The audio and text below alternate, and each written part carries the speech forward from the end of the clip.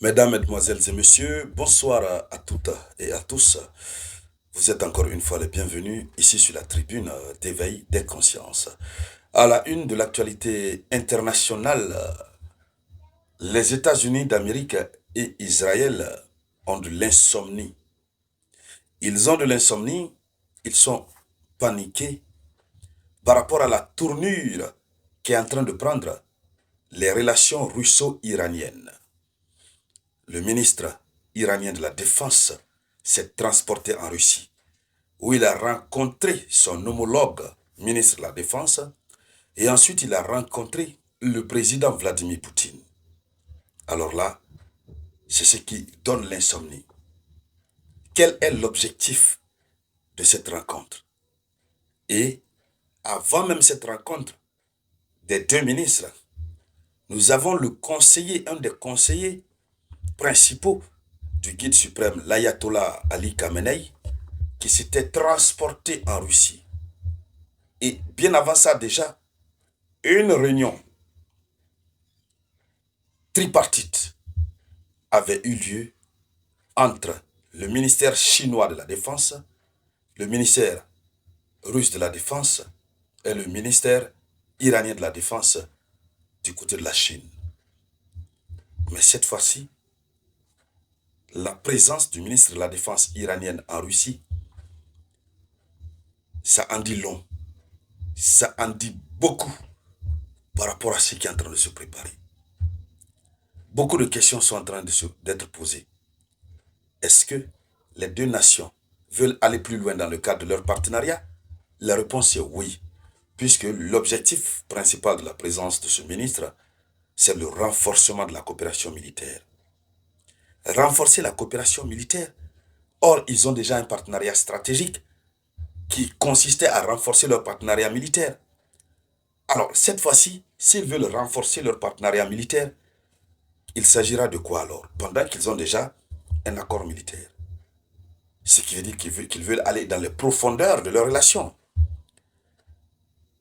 Et voici l'un des éléments, l'une des questions primordiales qui fait inquiéter l'OTAN, qui fait questionner les États-Unis d'Amérique, qui fait questionner Israël et qui empêche Israël de dormir.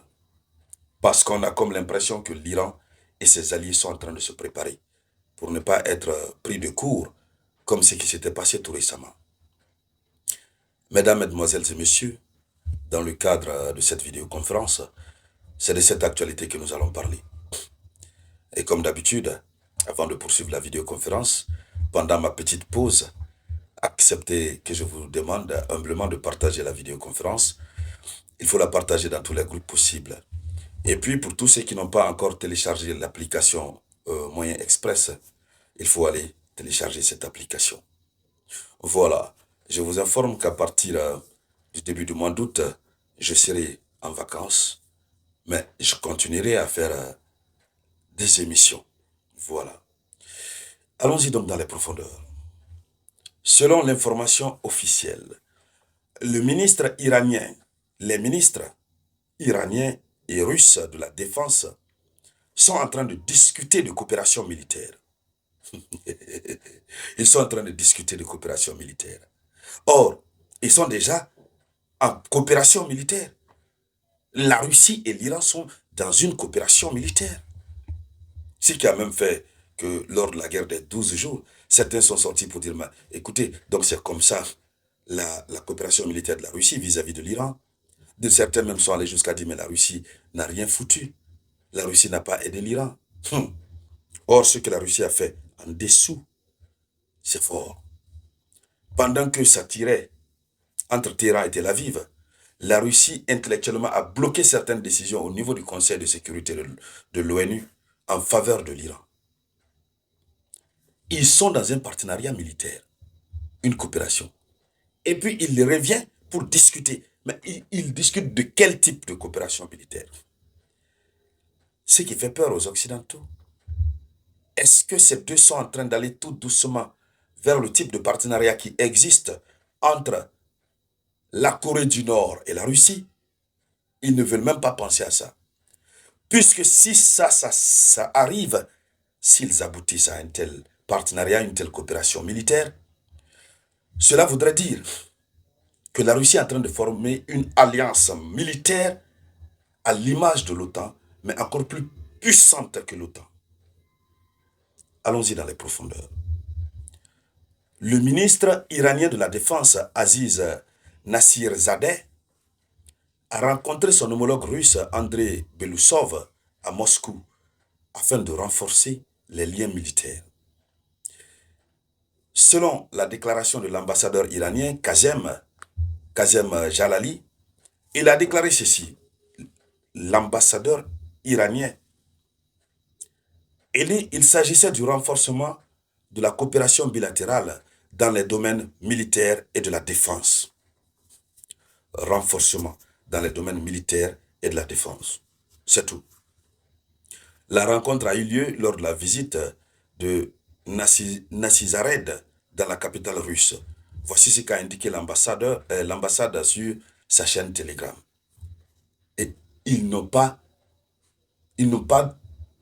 ajouté autre information de plus. Ce sont des informations secrètes d'État.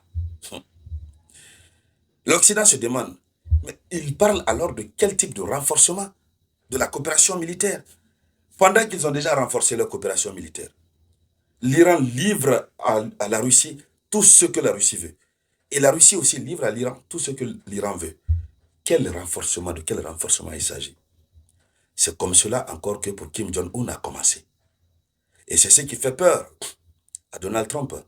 Nous avons vu tout récemment Donald Trump qui dit qu'il veut négocier avec la Corée du Nord. Mais c'est comme ça que pour la Corée du Nord a commencé. Jusqu'à ce que Kim Jong-un s'est déplacé dans le train vert. Il s'est transporté à Moscou. Mais après ça, tout a changé. On a seulement entendu, c'est-à-dire, comme la fin d'un film, on a entendu Guinguin, l'article 4 du pacte, du traité de coopération stratégique entre la Corée du Nord et Moscou, stipule que défense collective en cas d'attaque. Et tout récemment, ils ont encore augmenté. Donc la question reste posée. Qu'est-ce que l'Iran est en train de vouloir entreprendre avec la Russie? Alors, vous savez que Israël se prépare à frapper l'Iran à nouveau. Mais, ces derniers jours, nous avons appris que ces dernières 24 heures, Israël s'est convenu avec la Troïka internationale, donc le Royaume-Uni, la France, je crois, quel pays encore, et ils vont reprendre les négociations sur le programme iranien, le nucléaire iranien. Mais quoi qu'il advienne, l'Iran doit se préparer. Parce que l'Iran aussi a des limites que l'Iran ne souhaite même pas. Non, non, non, pas du tout. Et donc, mesdames, mesdemoiselles et messieurs, c'est ça la une de l'actualité internationale. Merci de la partager au maximum. Je vous reviens tout à l'heure avec de nouvelles actualités. C'était la voix de votre unique